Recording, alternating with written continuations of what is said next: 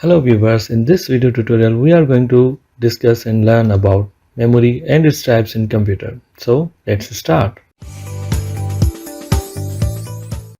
Computer memory is a device that is used to store data or programs for temporary or permanent basis for use in computer.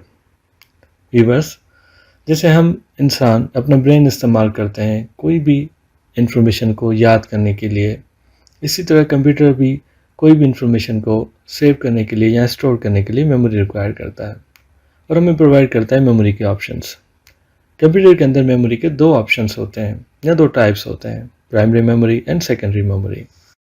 Primary memory holds only those data and instructions on which the computer is currently working. It has a limited capacity and data is lost when power is switched off. Primary memory is also called volatile or internal memory. There are two types of primary memory, RAM and ROM. Viewers, जब भी हम computer के अंदर किसी application पे काम करते हैं या कोई भी काम हम करते हैं, अगर हम माइक्रोसॉफ्ट पेंट के अंदर कुछ ड्राइंग बना रहे हो या वेब ब्राउज़र के ऊपर इंटरनेट सर्फ कर रहे हो या फिर माइक्रोसॉफ्ट वर्ड के अंदर कोई एप्लीकेशन टाइप कर रहे हो, जो भी काम हम करते हैं वो इनिशियली प्राइमरी मेमोरी के अंदर स्टोर होता है। Primary memory is temporary storage of small size. Contents of primary memory are washed out. Viewers, primary memory बिल्कुल इसी तरह है जैसे हम क्लासरूम के अंदर वाइट बोर्ड या ब्लैक बोर्ड यूज़ करते हैं। हम उसके अंदर कंटेंट्स लिखते हैं और फिर उसे इरेज कर देते हैं। प्राइमरी मेमोरी भी इसी तरह से कुछ मेमोरी होल्ड करता है और पावर ऑफ होने पे वो मेमोरी इरेज कर देता है। Secondary memory, this type of memory is also known as external memory.